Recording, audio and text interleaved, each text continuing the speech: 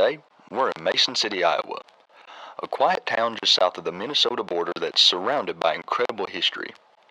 Not far from here is the crash site of the plane that carried Buddy Holly, Richie Valens, and the Big Bopper.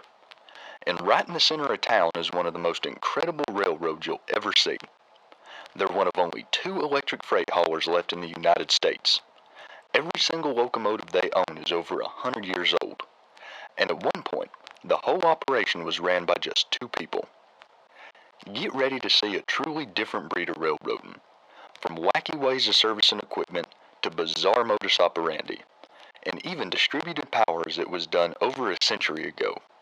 On Iowa Traction, America's last interurban. It was just after 7:30 a.m. when the train crew arrived, and the first order of business is to get these old workhorses powered up, which is even easier than starting your car.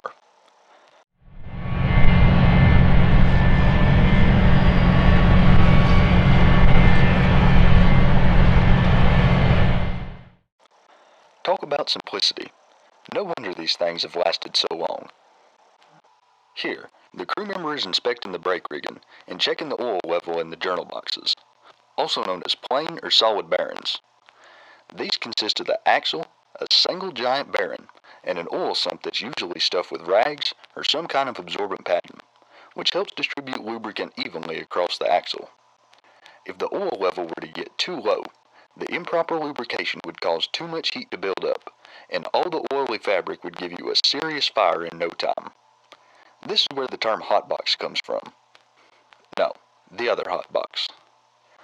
Because journal bearings are such a fire hazard, they were outlawed from interchange service back in 1994. But since it's impossible for these old steeple cabs to leave the railroad, it's okay to still use them. And now it's time to top off the sand, which is done with the aid of a traffic cone. Can't say I've ever seen that before.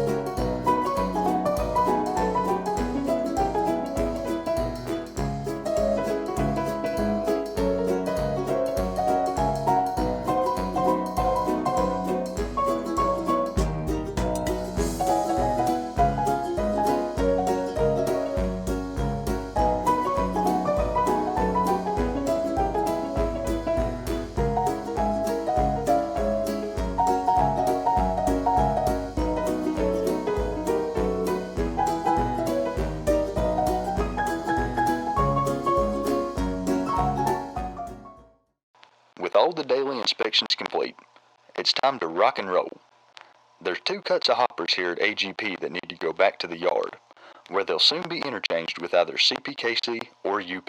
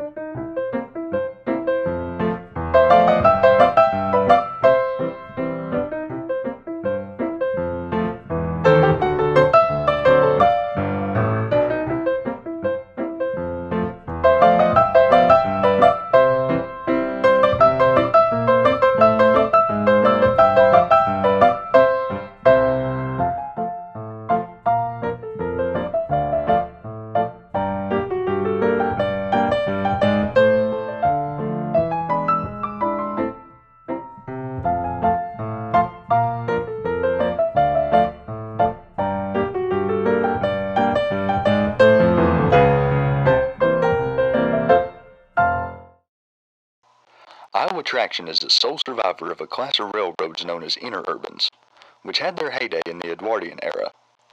They were almost always electrified, passenger-oriented, and short in length, as their main objective was to serve local and rural communities. Electricity was preferred because it was cheap and efficient. Back then, the only viable alternative was steam power, which could have worked, but steamers are most efficient when their throttle is wide open. So stopping every few miles, or even blocks, would have racked up a massive fuel bill. In a time where few roads were paved, interurbans became extremely popular. You could ride around town in style and easily get to places that large railroads simply wouldn't cater to. The downfall of interurbans, however, was brought about by multiple factors. The overhead lines were very susceptible to harsh weather. Many railroads were set up quite hastily with no financial planning, and the dawn of personal automobiles, coupled with the Great Depression, completely pulled the rug out from under these unique little railroads.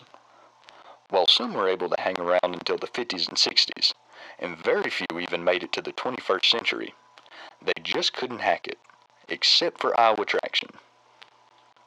Raising and lowering of the trolley poles is something you'll see quite frequently here, and it's always done when the engine is changing directions.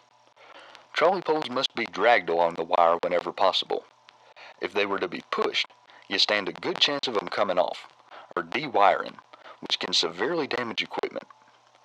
On some electric rail vehicles, the trolley pole carries a cable that supplies power to the locomotive, but on these old steeple cabs, it's likely the entire pole is electrified and must be insulated at its base to protect the crew.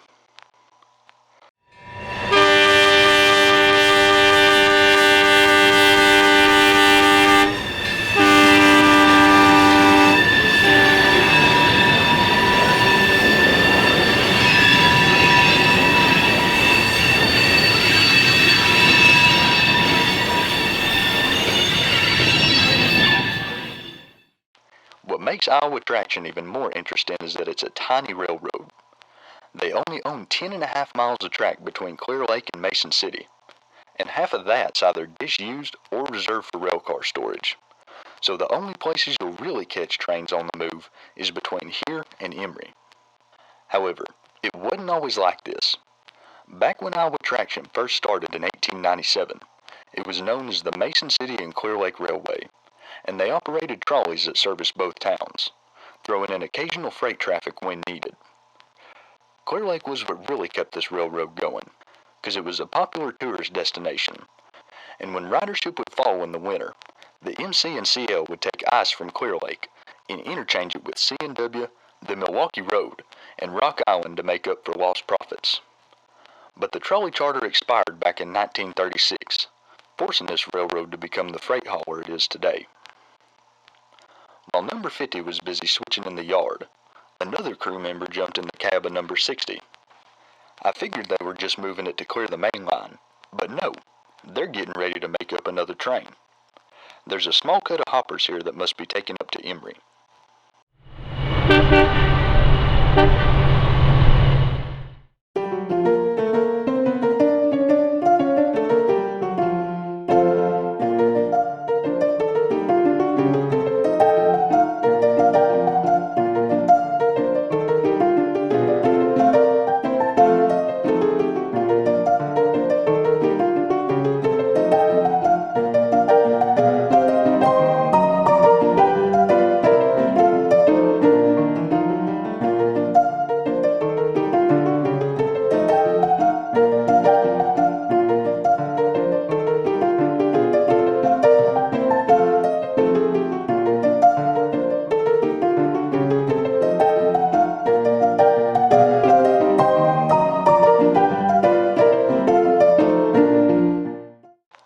Number 60 here is the heaviest of Iowa Traction's 4 locomotives, weighing in at 60 tons.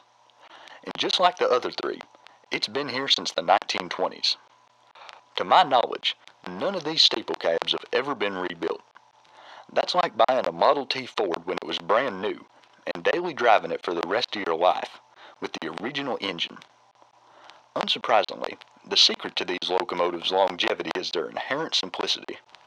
It's been said that a good majority of the parts needed to maintain these old workhorses can be found at a hardware store. But the real cherry on top is that the railroad's owners truly care about their equipment's historical value. Massive efforts are taken to keep these locomotives' appearance and operation historically accurate to the Roaring Twenties.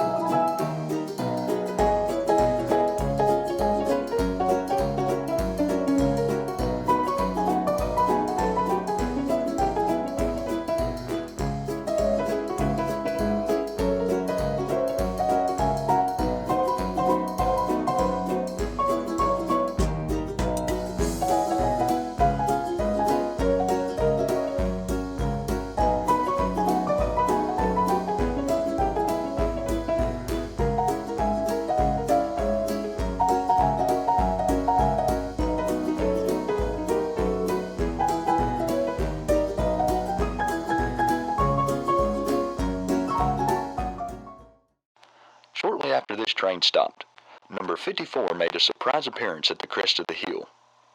Wacky operations like this are just one of the many things that's so awesome about railfan in any small railroad. Normally, you'd be insane to run two trains this close together on the main line. But when you've only got about 5 miles of track to work with, you gotta get creative.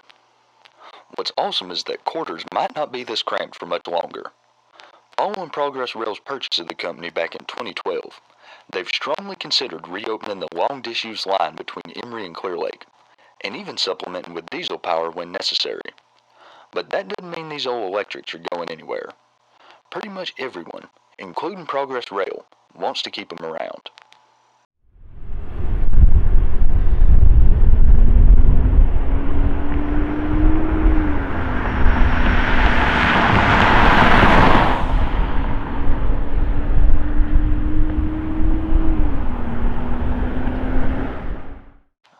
After uncoupling from her cars, number 60 continued west into Emory, which is Iowa Traction's most important hub.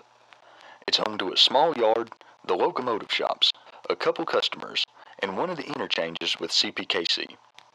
It's also where they keep a couple original trolleys from their days as a true interurban. However, they're stored indoors, and only one is operable. It's reserved for special occasions.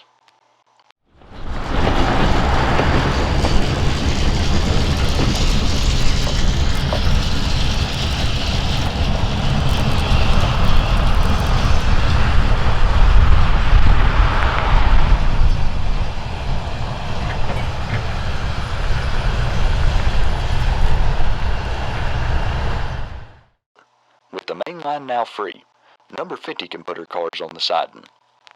America's last interurban has been investing a lot into themselves recently. This third track was installed just a couple years ago. It's not often you find a short line that's actively growing. While it's most likely these cars are going into long-term storage, there is a chance they're only being put here to clear up space in the Mason City yard. After all, they've only got 4 tracks to work with over there. With that done, it's time to really put these old locomotives to the test by making up a massive train. There's a big cut of hoppers and a few tankers that must be delivered to customers and Union Pacific back in Mason City. Iowa Traction is really sitting pretty right now. They've got a relatively captive market over local business. Everyone wants to keep them around. They're investing in themselves with more room to grow, and they're one of the most unique railroads in North America. What more could you want? After the crew discussed how the train should be made up and ran, number 50 pulled out of the yard with about 30 hoppers in tow.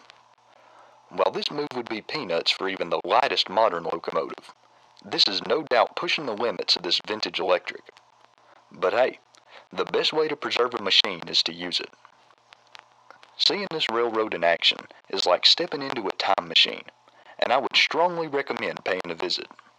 It's some of the easiest and coolest rail fanning you'll ever do. The trains operate every weekday morning, with occasional weekend runs being made if business is extra busy. Also, There's a highway with broad gravel shoulders and a public trail that parallels the entire railroad, so you've got countless filming locations and chase opportunities.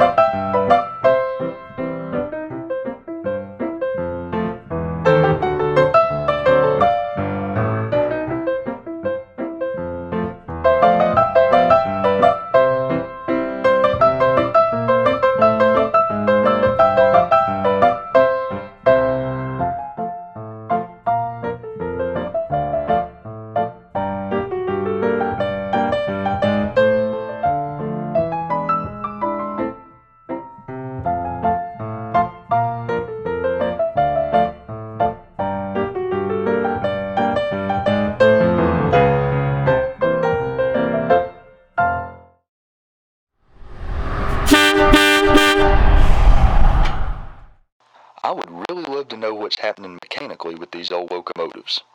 I imagine the only things inside of them are a transformer, an air compressor, the control stands, and air brake equipment. But that's just a guess. If you or someone you know works for Iowa Traction, please let them see this video so they can tell us all in the comments what's really going on with these engines. Also, how does maintaining the traction motors work? Do y'all just have to perpetually rebuild what you got? Or are they custom ordered? Because any modern motor you buy wouldn't be compatible with the plain bearings, and it would have almost as much horsepower as the entire locomotive. So what do? With the tankers hooked up to 54, it's time to put number 60 away for now.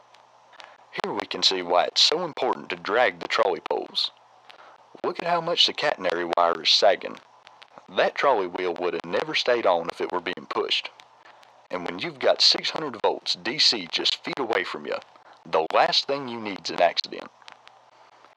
The reason they're having two locomotives work this train isn't because it's big, but rather because the locomotives are tiny. A single steeple cab likely doesn't have the ability to set the brakes on a train this size in a timely manner, so the second locomotive is employed as a repeater. Also, as you've seen, there's some rather challenging grades here. And when both locomotives combined don't even make 1,000 horsepower, you really need all the help you can get. Unfortunately, this is where we have to say goodbye.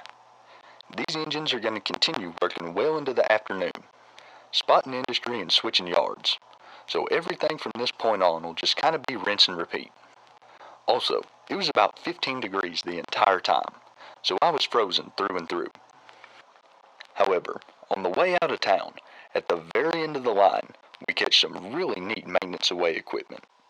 Like this old gondola that's been converted into a snowplow, a really old snow flanger that kind of looks like a work caboose, and a cosmetically restored flanger that looks like it could be a rebuilt steam engine tender.